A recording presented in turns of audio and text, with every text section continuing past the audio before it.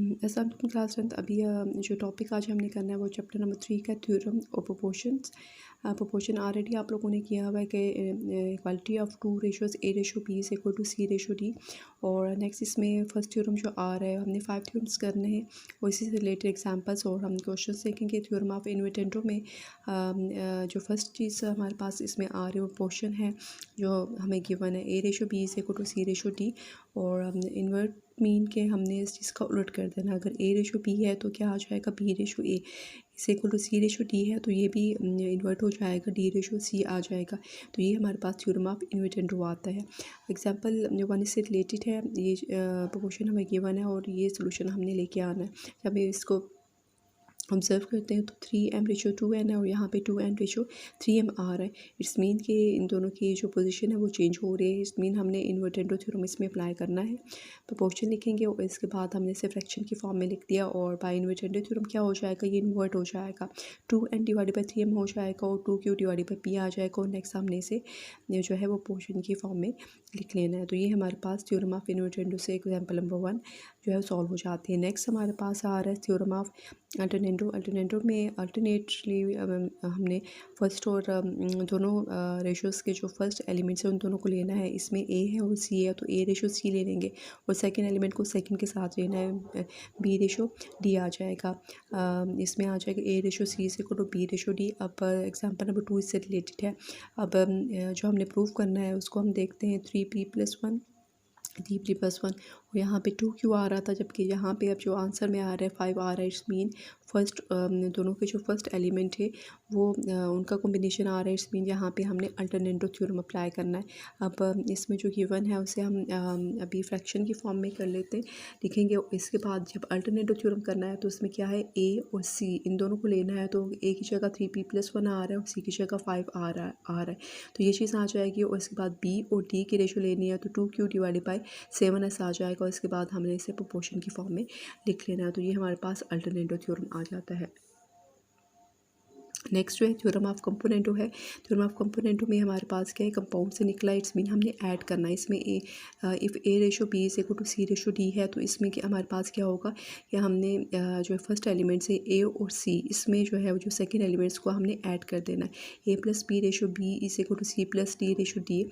और इसका हमारे पास सेकंड पार्ट जो है उसमें क्या होगा ये जो सेकंड एलिमेंट से इसमें हमने फर्स्ट एलिमेंट को ऐड कर देना है और फर्स्ट एलिमेंट ऐसे रहेंगे a ratio a+b is equal to c ratio c+d आ जाता है।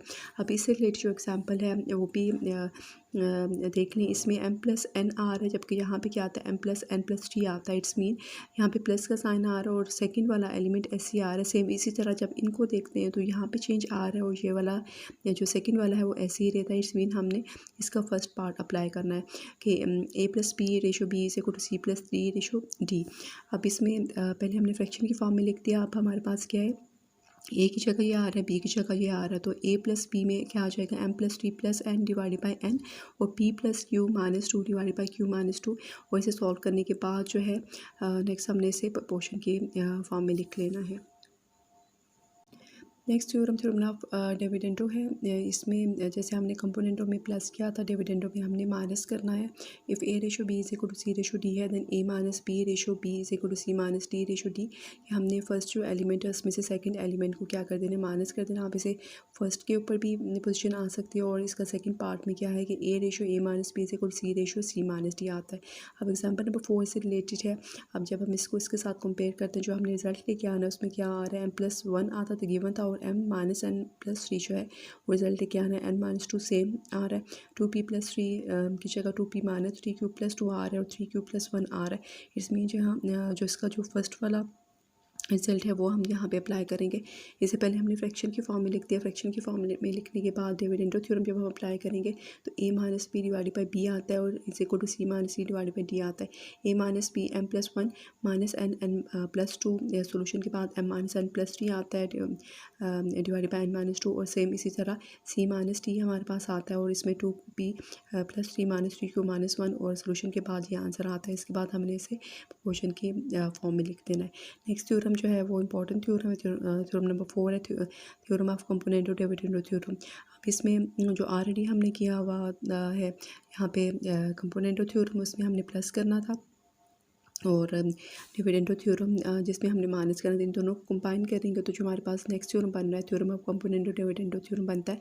इसमें क्या होगा कि इसमें ए और बी जो है इन दोनों को हम कंसीडर करेंगे जो फर्स्ट पोजीशन के ऊपर आ रहे हैं। इसमें जो फर्स्ट एलिमेंट आएगा इन दोनों को प्लस करने के बाद आएगा ए प्लस बी, और इसके बाद जो सेकेंड एलिमेंट आएगा उन दोनों को माइनस करने के बाद आएगा ए माइनस बी, और फिर इसके बाद इक्वल का साइन आ जाएगा। इसी तरह सी और डी में हमारे पास क्या आ जाएगा सी प्लस डी, और नेक्स्ट कौन सा आ जाएगा सी माइनस, ये इसका फर्स्ट पार्ट आता है। और सेकंड में हमारे पास क्या है कि अगर इनके पोजीशन हम चेंज कर दें A minus B ratio A plus B ले लें और यहाँ पे सी माइनस डी और रेशो सी प्लस डी लें, तब भी ये जो है ना ये थ्योरम का सेकंड पार्ट इसमें आ जाता है जो अप्लाई होता है क्वेश्चंस में। नेक्स्ट एग्जांपल नंबर 5 इससे रिलेटेड है, कंपोनेंट डिविडेंडो थ्योरम से related M ratio N is equal to P ratio Q. और इसमें यहाँ पे हमारे पास जो है ये चीज़ हमने आंसर लेके आने, इसमें प्लस साइन भी आ रहा है माइनस साइन भी आ रहा है, इसका मतलब है कि हमने कंपोनेंट डिविडेंडो थ्योरम अप्लाई करना है। लेकिन जब हम इस के सोल्यूशन की तरफ देखते हो तो यहाँ पे हमारे पास जो है एम और एन की जगह 3m और 7n आ रहा है।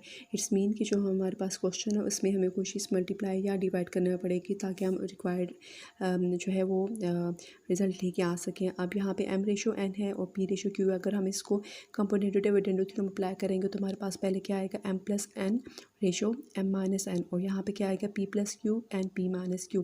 लेकिन यहाँ पे m और n की जगह और p और q की जगह हमारे पास 3m 7n आ रहा है, 3p 7q आ रहा है। तो इसमें जो पहला स्टेप होगा, पहले हमने इसे फ्रैक्शन की फॉर्म में लिखा। अब m की जगह यहाँ पे 3m आ रहा है, इट्स मीन के m के साथ क्या होना चाहिए 3 मल्टीप्लाई होना चाहिए, और n की जगह यहाँ पे 7n आ रहा है तो इट्स मीन यहाँ पे हमारे पास क्या होना चाहिए 7।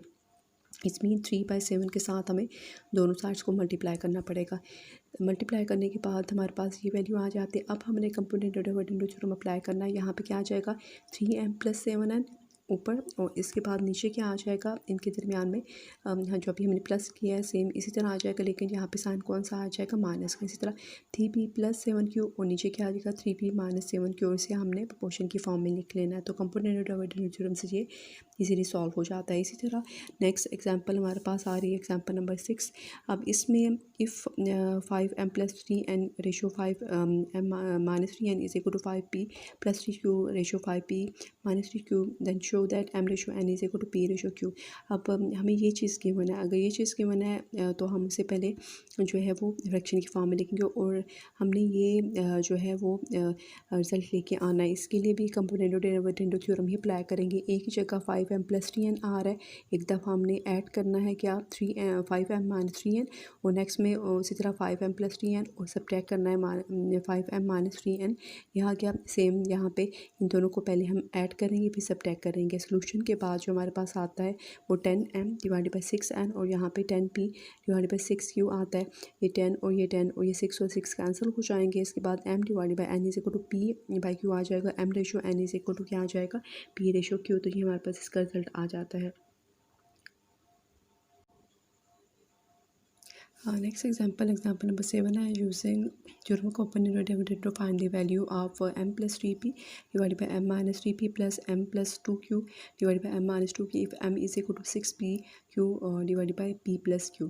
तो इसमें जो हमें गिवन है वो जस्ट हमें m की वैल्यू गिवन है और इस वैल्यू को यूज़ करते हुए हमने ये दोनों वैल्यूज़ फाइंड करनी है। अब इसमें भी हमारे पास m की वैल्यू गिवन है और यहाँ पे देखिए प्लस और माइनस आ रहा है, इसका मतलब है कि हमने कंपोनेंट डिविडेंड थ्योरम अप्लाई करना है और यहाँ पे प्लस माइनस के फॉर्म में आ रहा है, तो यहाँ पे भी कंपोनेंट डिविडेंड थ्योरम अप्लाई करना है। लेकिन उसके लिए हमारे पास जो है वो 2 वैल्यूज़ का होना ज़रूरी है। अगर हम कहते हैं कि हमने इसमें कंपोनेंट डिविडेंड थ्योरम अप्लाई करना है तो हमें जो गिवन है वो जस्ट हमारे पास क्या आ रहा है m आ रहा है, और m की वैल्यू इसमें क्या आ रही है 6pq divided by p plus q। और जब हम कंपोनेंट डिविडेंड थ्योरम के हमने बात करते हैं तो हमारे पास a और b होता है, जिसे हम क्या लिखते हैं a प्लस b और a माइनस b। इसी तरह हमारे पास जो है यहाँ पे भी हम अप्लाई करेंगे कि अभी हम फर्स्ट पार्ट को पहले कंसिडर करेंगे। अब इसमें अगर हम कंपोनेंट डिविडेंड थ्योरम अप्लाई करना चाह रहे हैं m तो हमारे पास है या a तो है लेकिन b नहीं है। यहाँ पे b हमारे पास क्या आ रहा है 3p आ रहा है, इसका मतलब है m डिवाइडेड बाई 3p होना चाहिए और इसके बाद हमने इसे कंपोनेंट डिविडेंड थ्योरम जो है वो अप्लाई करना है। इसमें इसका सलूशन देख लें। M is equal to 3p Q divide by p plus Q है। पहले तो स्टेप में हमने सिर्फ 3p से डिवाइड करना है क्योंकि हमने इसकी वैल्यू फाइंड करनी है। जो क्वेश्चन में हमें कहा गया कि इसकी वैल्यू फाइंड करें, इसके लिए m तो हमारे पास है लेकिन जो इसके नीचे डिवीजन में होना चाहिए वो वैल्यू जो है वो नहीं है, वो मिसिंग है 3p। तो इससे हम इसे डिवाइड करेंगे। जब हम इसे 3p से डिवाइड करेंगे तो कैंसिल होने के बाद जो हमारे पास आंसर आएगा वो यहाँ पे क्या आ जाएगा, 2q डिवाइड बाई हमारे पास क्या आ जाए ना p प्लस क्यू आ जाएगा। अब हमने इसमें कंपोनेंट डिविडेंडो थ्योरम जो है वो अप्लाई करना है। इसमें आ जाएगा ये a आ गया, ये b आ गया, ये c आ गया और ये हमारे पास क्या आ जाता है d आ जाता है। तो a प्लस b और a माइनस b हमारे पास इसमें आ जाता है। सेम इसी तरह c प्लस डी और c माइनस डी आ जाएगा। ये वाली वैल्यू तो हमारे पास ऐसे रहेगी और इसको सॉल्व करने के बाद हमारे पास कोई ना कोई सोल्यूशन आ जाएगा। 2q plus p plus Q, जब हम इसे सिंप्लीफाई करते हैं तो p प्लस डी क्यू आ जाता है। 2q minus p minus Q करते हैं तो q माइनस p आ जाता है। तो m प्लस 3p और m माइनस 3p की वैल्यू ये आ जाती है। ये हमारे पास अब इसका जस्ट हमने इसका जो है जो फर्स्ट पार्ट है अभी जस्ट हमने इसको सॉल्व किया है। नेक्स्ट हमारे पास है m plus 2q divide by m minus 2q। इसकी वैल्यू अभी हमने फाइंड इसमें करनी है।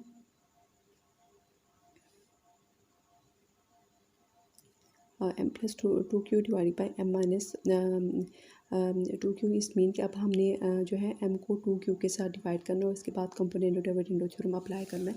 इसका सेकंड जो स्टेप है उसके लिए देख लें, m को डिवाइड करेंगे 2q से। m की वैल्यू क्या आती है 6pq divide by p plus q। इसे भी डिवाइड करेंगे और इसे भी डिवाइड करेंगे दोनों से, तो जो हमारे पास आंसर आता है वो 3p divide by p plus q आ जाता है। अब कंपोनेंट डिविडेंडो थ्योरम अप्लाई करना है। इस तरह ये a है, ये b, ये c और d, तो क्या आ जाता है a प्लस b और a minus b, m plus 2q m minus 2q और ये c और d है तो 3p plus p plus q and 3p minus p and minus q। इसे सॉल्व करने के बाद हमारे पास ये इसका आंसर आता है। और नेक्स्ट जो हमने वैल्यू फाइंड करनी है वो ये वाली वैल्यू फाइंड करनी थी। इन दोनों को हमने ऐड कर लेना है।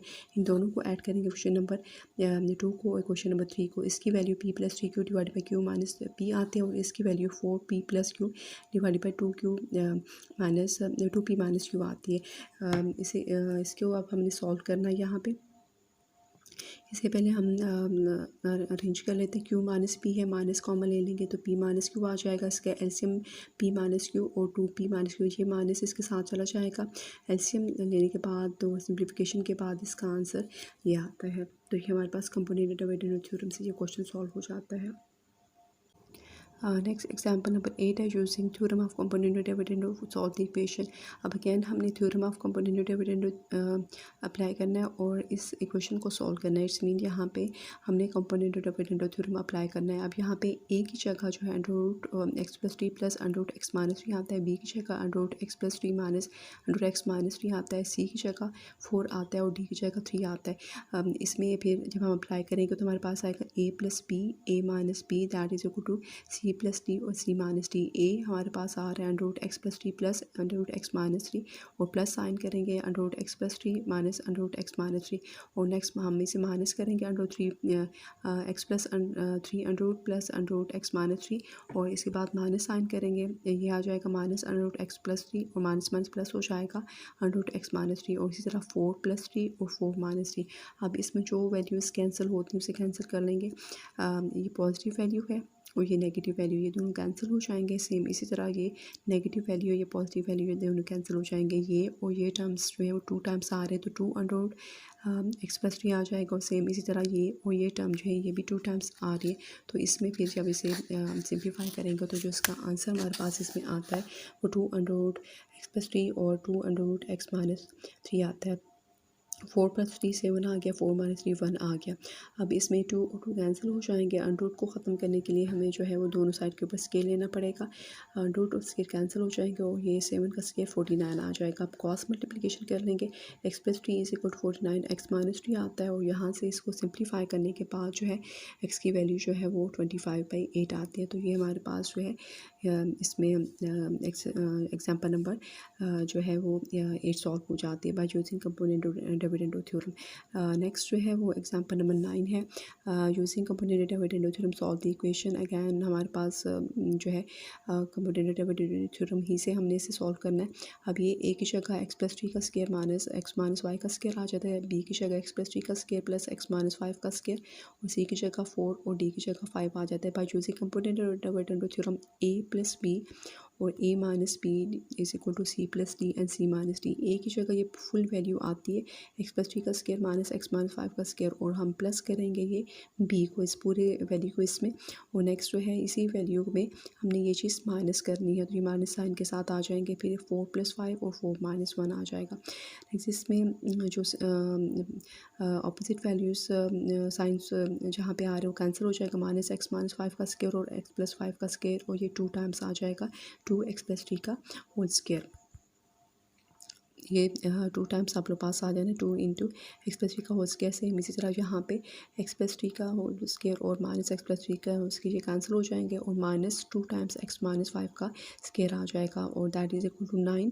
4 + 5 9 और 4 - 5 -1 आ जाता है। ये माइनस और ये माइनस कैंसिल हो जाएंगे, 2 और 2 कैंसिल हो जाएंगे, और इसे हम होल स्केयर में लिख लेंगे, और 3 को भी होल स्केयर में लिख लेंगे। अब इसके बाद जब हम इसका स्केयर रूट लेंगे x + 3 x - 5, और यहाँ पे +-3 आ जाएगा, एक दफ़ा पॉजिटिव 3 के साथ आ जाएगा और एक दफ़ा नेगेटिव 3 के साथ क्रॉस मल्टीप्लिकेशन करने के बाद x की वैल्यू जो आती है 9 और x इज इक्वल टू क्या आ जाता है 3 आ जाता है। तो ये इस तरह से सारी एग्जांपल्स हो जाती है। इससे रिलेटेड एक्सरसाइज 3.4 है question number 1, prove that.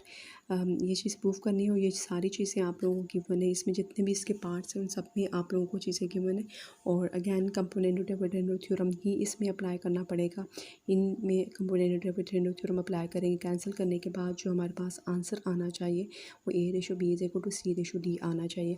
Same इसी तरह एग्जांपल क्वेश्चन नंबर 2 है, using theorem of component dividend theorem. इससे रिलेटेड अभी हमने एग्जांपल की थी, ये हम ये सॉल्व करनी है। इसके 5 पार्ट्स हैं, और इसके 5 पार्ट्स जो है वो सिमिलर आ रहे हैं सेम मेथड से, और नेक्स्ट जो है वो इसके लास्ट जो है वो 4 पार्ट्स जो है वो अभी एग्जांपल नंबर 9 से रिलेटेड है, तो सेम स्टेप्स हमने उसमें अप्लाई करने हैं।